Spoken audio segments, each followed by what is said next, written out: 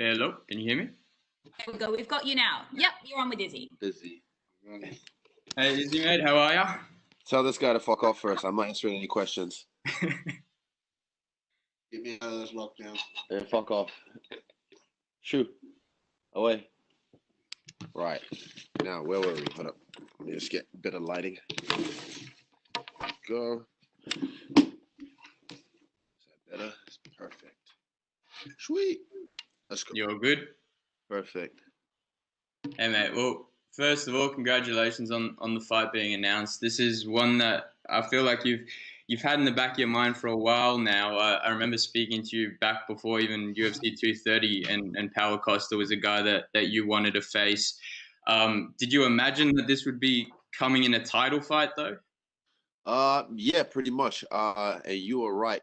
That was New York 230. That was after I beat Brad Tavares, and I was looking at what's his name next because I watched him fight the next night after I whooped Brad Tavares. He beat Uriah Faber. Oh no, what's his name? Uriah Hall. And I saw him down backstage. But yeah, nothing. It was just crickets. And I had an idea that Dana would want to wait till I'm champ, and then he's rising up, and then have a match like this later on. Just like I said, I'm sure it's out there somewhere in the ether. But yeah, being said it. In terms of your, I guess, back and forth with Costa, you've gone from fighting a guy like Rob who doesn't do much talking and there's not, I guess, a lot of animosity, to someone like Costa who seemingly has no filter. Do you prefer either one? Does it faze you at all? Does it change anything? Well, Rob did do a lot of talking, let's be fair. I called him out on it. But yeah, Costa might need a filter because he says some real dumb shit sometimes. Like, he calls himself the king of bitches. So, I don't know. Maybe he should put a filter on sometimes. He recently revealed that he's walking around at, I think, 220 pounds, which means he's got a fair bit to cut before fight night. Does his size faze you at all? Like, obviously he's one of the, I guess, bigger middleweights. You're all weighing in at the same weight, but does that faze you at all? Nope, never has, never will. I fought at heavyweight in boxing, kickboxing, and I will plan on fighting at heavyweight in MMA at some point. But yeah, this is martial arts. This is skills. Size makes a difference if you know how to use it and if you're allowed to make a difference. But yeah, I'm. They're always surprised when they step across the cage from me and they realize how long I am, how my frame. They get to test my frame rate as well. And then when they feel me in the clinch and they feel my strength, and yeah, they're always in for a rude awakening.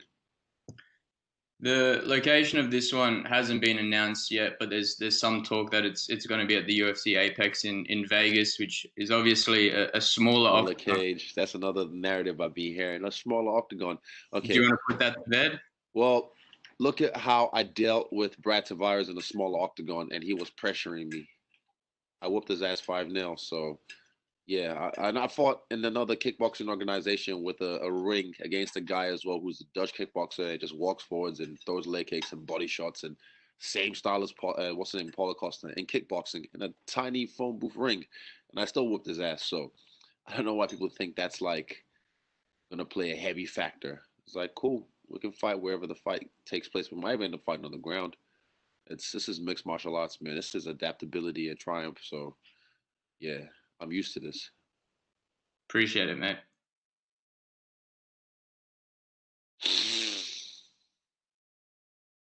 Thanks, Scotty. We're going to go now to Chris Reed from New Zealand Herald. G'day, mate. Just wondered if you could talk to the, I guess, the history around this event. Obviously, yourself and Costa both being undefeated and, a few of your teammates joining you for the ride.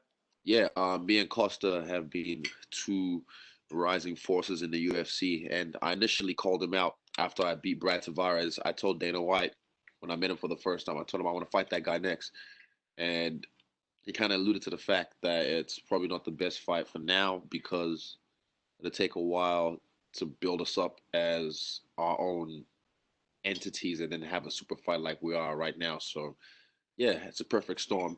But yeah, I've been trying to fight him for a while, and he tried to say he doesn't know who I am. Boy, you know who I am now.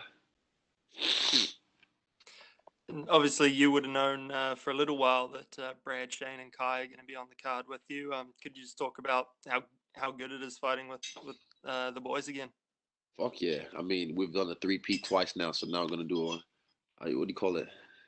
Quadruple peat, quadruple, however you call it. But yeah, it's beautiful because right now we're all together, huddled up, locked down at the gym, and this is literally, I can say this for a fact, the best training camp I've been having. Just because we're here at the gym, wake up, train, chill. It's just back to the simple life. It kind of throws it back for me to how it was in China, like the simple things. And all I had in my mind was the pursuit of greatness.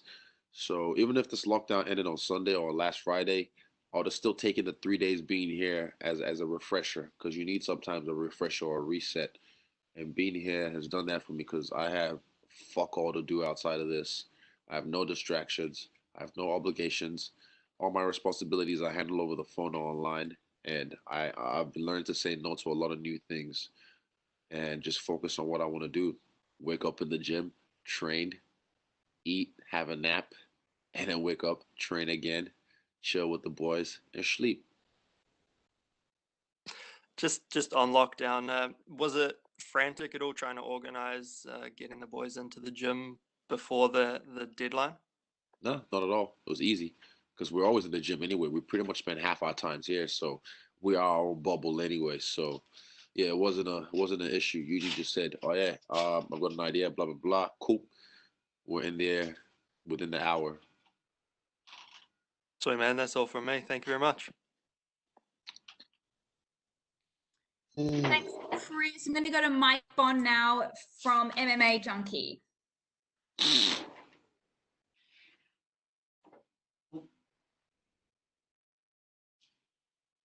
Can you hear me?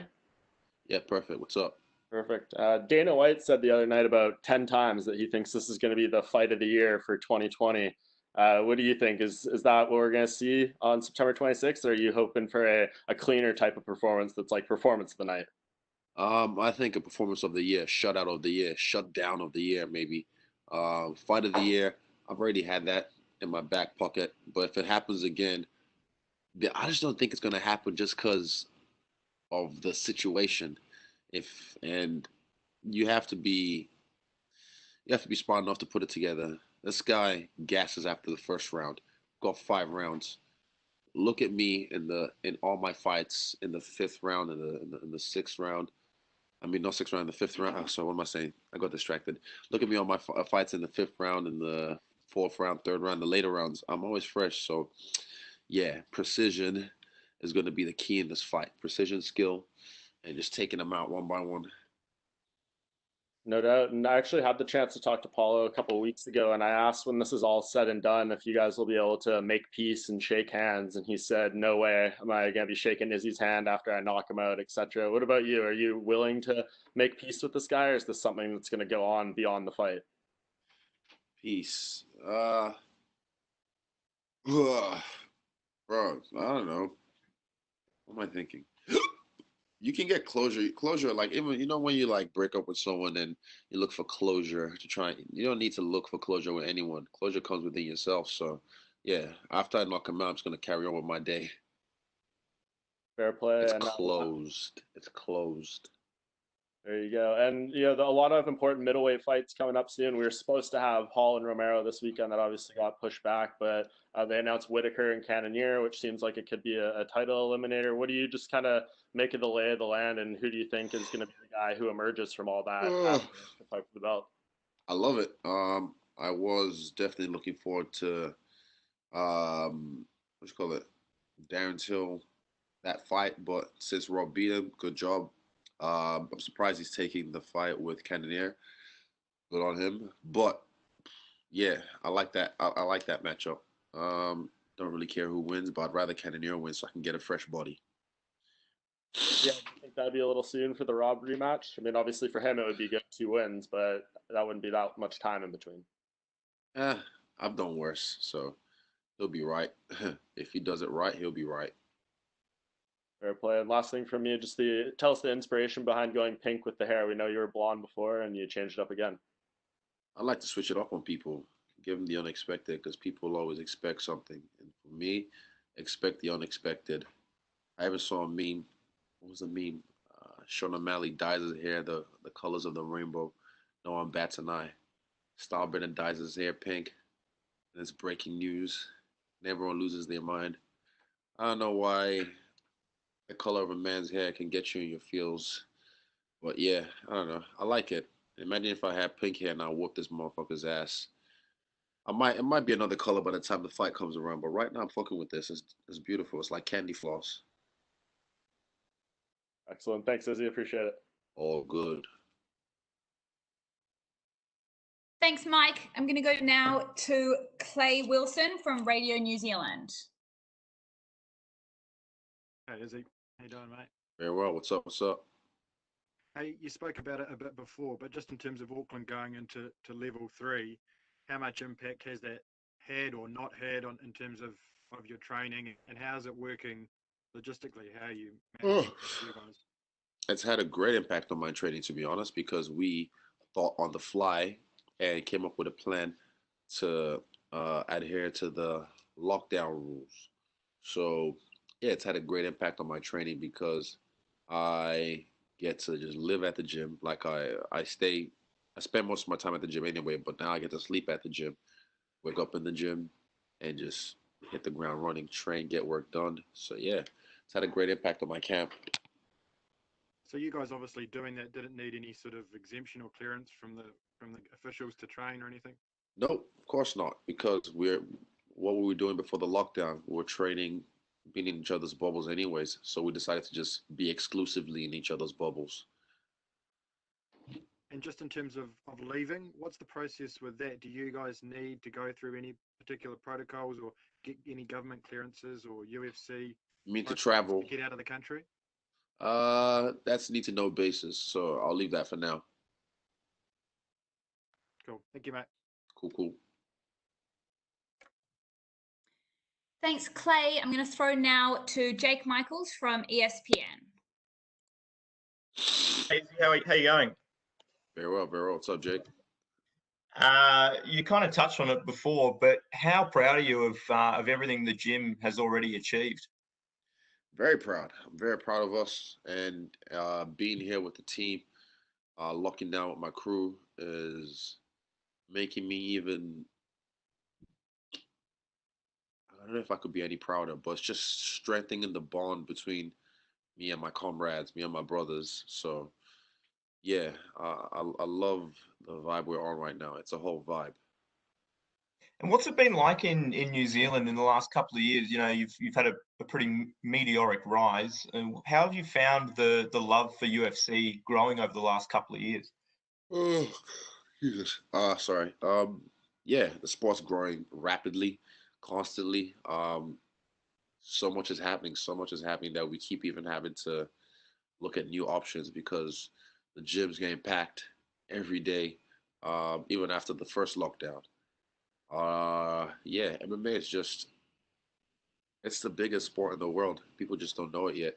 I understand that there's football and soccer and blah, blah, blah, but all those people watch the UFC. All those people watch us because, you know, we all know what we're trying to do. We're trying to be the baddest motherfuckers around. So whether you kick a ball into a net, dunk a ball, or you charge another man, when you fight, people watch. That's in our DNA.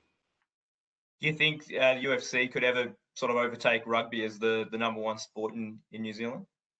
Don't really care, to be honest, but I know, like, if you put it on a world stage, me, myself, as Israel Adesanya, the last stylebender, I'm bigger than the All Blacks, like, worldwide. Not definitely in New Zealand. So I know you media people are going to try and use that as a soundbite and then use that as your little fucking clickbait or whatever. But yes, worldwide, all around the world, all across the land, I definitely have more footprint than the All Blacks. Thank you very much, mate. Best of luck. Thumbs up. Izzy, that might be it. Is there anyone else that's got any questions for Izzy before we let him go? There are no stupid questions. Ask away. 5, 4. I've got, here 3. we go, still on. Peter from Fight News, take it away. The living situation. So all the boys at CKB, they're all living at the gym right now. Is that right? Yep, a select few, not all our training partners, but a select few that we already were in contact with, all bubbled up at the gym right now.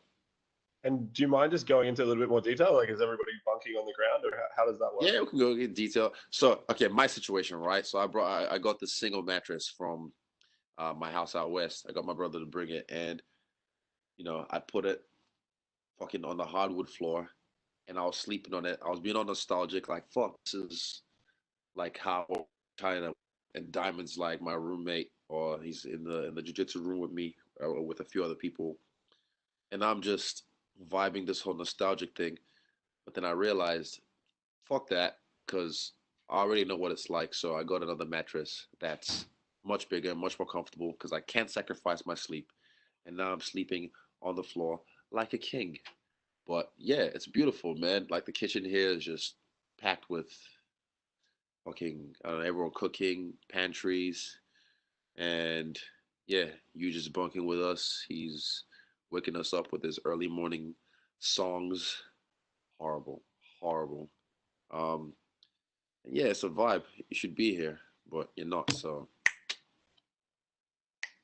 No problem. Thanks, Izzy. That's all from me. Good luck with the fight. cool. Thanks, Pete. I'm going to go to Brad Lewis now from News Hub. Hey Izzy, how you doing, mate? What's up, B Rad?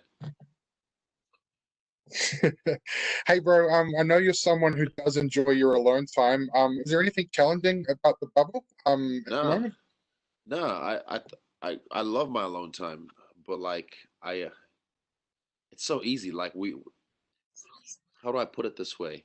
I don't have to entertain anyone. Like those friends you have to constantly entertain, and there has to be always a dialogue going on, or there has to be some kind of conversation. Nah, I could just sit in the marae. That's the jiu-jitsu room. We call it now the marae. I could sit in there with everyone and just not say a word, just be in our own bubble. So I can get my alone time whenever I need to. But then we also have times when we're around the barbecue or we're around the PlayStation just having bants. But yeah, there's no problem having my alone time or being introverted in this space. And one more from me, Izzy. Dana had mentioned that that he was considering New Zealand for a potential fight card. How close do you think it was to this fight card being in New Zealand? Seriously, do you think he was taking it? I think it was serious, but there's a lot of money being invested in advance for these shows.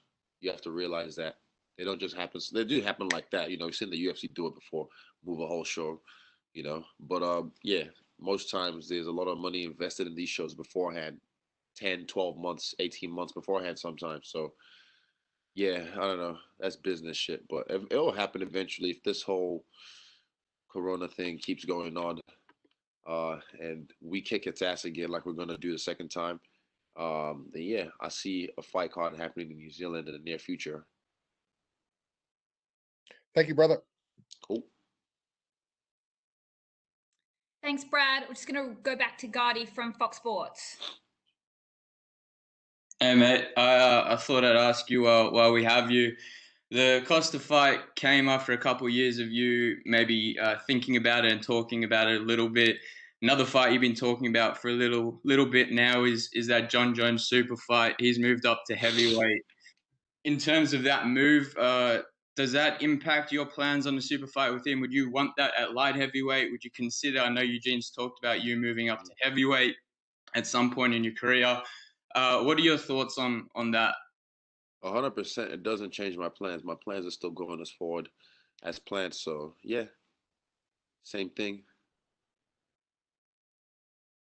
No thoughts on him moving up to heavyweight at all in terms of what he's leaving Okay, behind well, in I that mean, division? okay, well, look how long it took him to move up to heavyweight finally. And like I was saying, he was expecting me to do it straight away when I haven't even defended my belt yet. So I've defended my belt twice now. I want to defend it a few more times and then do what I set out to do. But yeah, pot calling the kettle black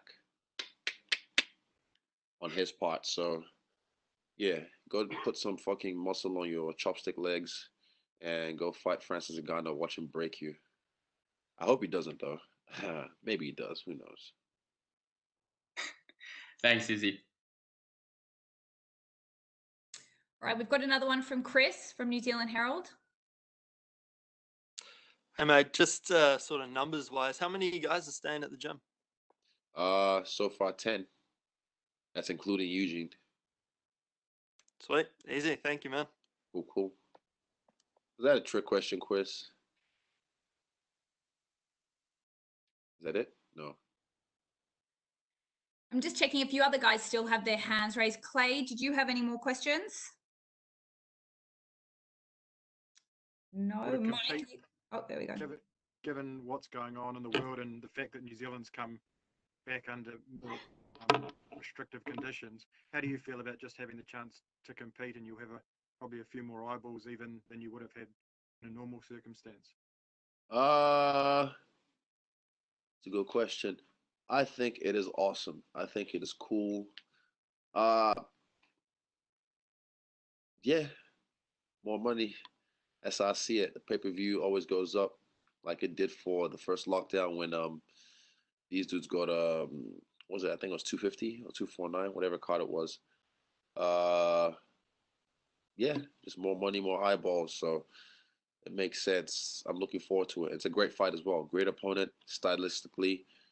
Uh, yeah, it's gonna be a show out, and I can't wait. And we've got three other guys as well on the card. That's yeah, it's just that it's the same feeling I'm used to. We've had it twice in Melbourne with the boys, where it's just we go through the camp together and then we rise together in the trenches when it's time to go to work. So it's familiar to me.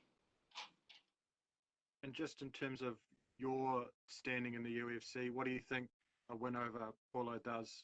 Where does it put you in terms of the sort of level of stardom and that rise that you've had? I think it's great. I think it's great for me because it's that the aesthetic of it. Like I'm this skinny person, this little frail kid that everyone looks at, and then he looks like the perfect antagonist. He's big, bulky, juiced to the fucking gills, and he's a marauder. He's a guy that beats everyone on the fence. So when I come in there with some Bruce Lee shit, fuck him up. It's going, oh my God, wow, he beat that big muscle boy. Oh, like the casuals are gonna feed off it, and that's just, I love that because it means more eyes, more attention, and like I said, you can watch my fights. You don't have to watch my fights, but you're gonna pay. I'm not talking money. You're gonna pay attention. Attention turns to, as always. Cool. Thanks, Matt. Cool, cool. Thanks, Clay. All right, last question. We're just going to finish with Mike Bond if you've got any more questions. Just two for you. I think you did a nice job selling it there a little bit, but to circle back to this fight, it's a special one in the fact it's just the second time in UFC history two male fighters who are undefeated have fought for a belt. The other one being Lyoto Machida and Rashad Evans way back in 2009. UFC 98. I remember that. Yes, sir. So like that's a pretty special moment. I know you're a big combat sports fan and everything. Can you just speak to what that kind of means, having this type of matchup come together and to be part of it? This is perfect. I was expecting what I was expecting from my last fight is gonna happen this fight. Because and it's bro, it's you can't understand the so how do I put this? In my story, right? You can't just have it like going good and going great. In a story, you need a dip, you need a bit of a valley when things go shit. And that was me for my last fight after the performance that Roy Morero brought, whatever his name is, rah, rah, rah, rah. He was lackluster. I've never been in a boring fight in my life. I had all this criticism, justly or unjustly. And then that was a dip. And now this is the rise back. And what better antagonist than this guy who was undefeated, a KO artist. Um, he looks the way he does, ballooned up, and it's like David and Goliath, and I fucked this guy up. It's spectacular, as they would say. Someone's always got to go. Yeah, it's a beautifully set up story. Yeah, it's a beautifully set up story. You couldn't write the shit. You could, but it's real. Israel. Love it. And last thing, haven't got to speak to you since you were announced as the cover athlete for the UFC 4 video game. You know, someone who's such a fan of that world and anime and all that kind of stuff, just what does that mean to be a cover athlete on a video game like that? Yeah, it's dope. It's premonitions, man. I've always felt I was gonna be on the cover of the game. I like the new look of the game. I like the different modes. Like I think I'm in the Kumite mode. Like I run that shit. Yeah, it's cool. It's just like I buzz about it, but I know the kid in me, like the 11-year-old Izzy, would be going nuts to be able to play himself right now. And I've only had a chance to play it a couple of times already, but yeah, soon. That's dope, man. Well, congrats on another accomplishment there and looking forward to the fight. Thank you for the time today. Awesome. Thank you. All right, thank you so much, Izzy, for that. That'll wrap you up, and we're going to go to Kai Kara France next. Kai Car France. I'll go get him. Thank you, Izzy. All good, all good.